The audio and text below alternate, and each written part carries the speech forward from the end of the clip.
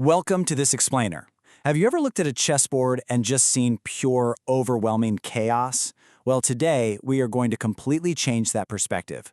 You see, chess isn't some confusing mystery. It actually turns out to be a highly structured, brilliantly designed battlefield. We're going to unpack everything you need to know to turn all that chaos into total clarity. Okay, let's dive into this.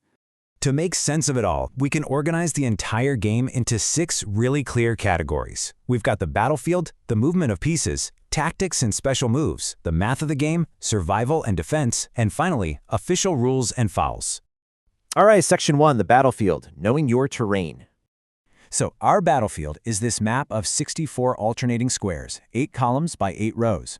But listen, here is the absolutely most critical thing you need to remember. The bottom right square nearest to you, it must always be a light color. Literally every single piece of logic, strategy, and move notation depends on this one foundational rule. If that bottom right square isn't light, well, your entire battlefield is compromised before the game even starts. Once the board is right, we set the troops. It's a very standardized formation. Your rooks take the corners, knights sit right next to them, and then the bishops. Now, what's really interesting about this formation is how we place the royals. The queen always starts on a square matching her own color. So a light queen on a light square, dark queen on a dark square. The king just takes the remaining space right beside her, while a protective wall of pawns locks in that second rank.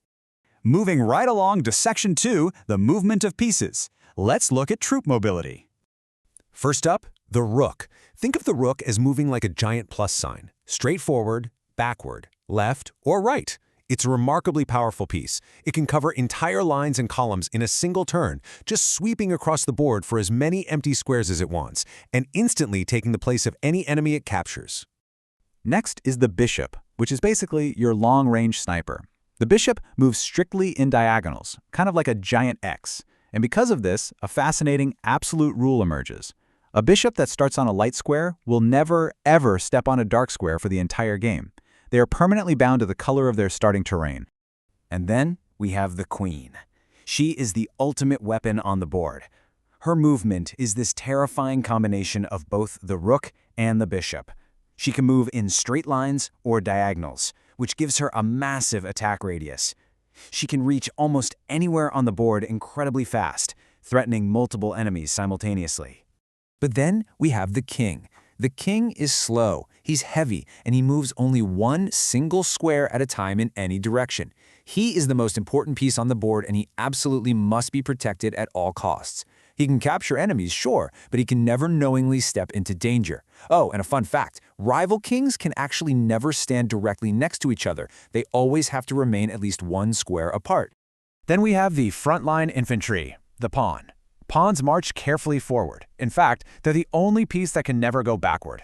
On their very first move, they can jump 1 or 2 squares, but after that, strictly 1 square at a time. And strangely, they only capture diagonally. But here is the most exciting part. If a brave pawn survives the march all the way to the other end of the board, a promotion occurs.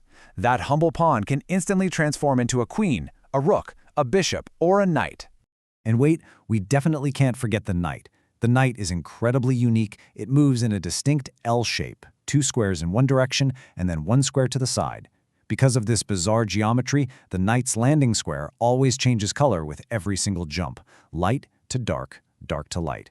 Plus, it is the only piece on the board that can physically leap right over other pieces.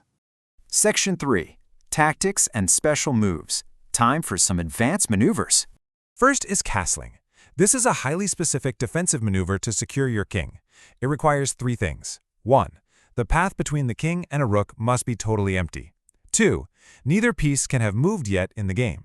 And 3. The king cannot be under attack or move through an attacked square. If those 3 conditions are met, well, let's look at how this builds. The king slides 2 squares toward the rook, and the rook hops right over him. It hides your king and activates your rook in one brilliant sweep. Then there is the notoriously tricky en passant, which translates to in passing.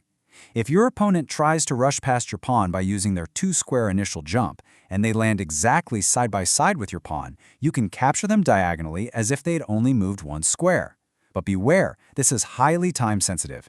If you don't do it immediately on that exact turn, the opportunity is lost forever. Okay, Section 4, the math of the game. Let's talk about board economy. To evaluate trades, we actually assign a relative point value to the troops. Pawns are worth 1, knights and bishops are 3, rooks are 5, and the mighty queen is 9. The king, of course, is priceless because losing him means losing the whole game. And this brilliantly illustrates how we negotiate the board. I mean, you wouldn't trade a 9-point queen for a 3-point knight, right? However, these values can dynamically shift. A 1-point pawn that is just 1 square away from promoting into a queen, that suddenly becomes the most valuable piece on the board. Section 5. Survival. Defense and check. Protecting the commander. You really need to know the hard line between a threat and a death sentence here. Check happens when your king is directly attacked by an enemy piece, but you still have a way to escape. Checkmate, however, means your king is under attack, and there is absolutely zero possibility of escape. When checkmate happens, the battle is instantly over. So, when you are in check, you must react immediately. Ignoring it is actually a foul. To survive, aggressively anchor this mnemonic right into your mind, the ABC technique. A. Avoid the threat by moving the king to a safe square. B. Block the attack by putting another piece in the way. Or C. Capture the piece that is attacking you. Avoid, block, capture. And if an enemy is attacking one of your regular pieces, not the king, we expand our survival toolkit to A, B, C, D. Avoid, block, capture, or D, defend. Defending simply means protecting your threatened piece with another one of your troops. That way, if the enemy captures it, you can immediately capture them right back, maintaining that battlefield economy we talked about earlier. Finally, Section 6, Official Rules and Fouls. The Laws of Combat. So the crucial point here is this universal law. Touched piece, played piece. If you intentionally touch one of your pieces, you are legally obligated to move it. If you touch an opponent's piece, you must capture it. You really have to think before you touch. Now, if a piece is just off-center and you just want to fix it, you must politely ask for permission, saying I adjust or licentia before your hand ever makes contact. Breaking the rules, like moving a piece incorrectly or leaving your king in check, results in a foul. And in standard play, accumulating just 2 fouls results in an instant loss. To track all this action, we use something called algebraic notation. It basically uses the board's grid coordinates combined with the piece's initial. For example, RE4 means the rook moved to square E4. Pawns are so common, they don't even get an initial. Moving to E4 is simply written as E4. And just like that, the chaos of the board has been completely transformed into total strategic clarity. You know the terrain, you understand exactly how your troops maneuver, you know the mathematics of a good trade, and you know exactly how to defend your king. So, looking out over those 64 alternating squares, what will be your first move? Get out there, set up a board, and command your army.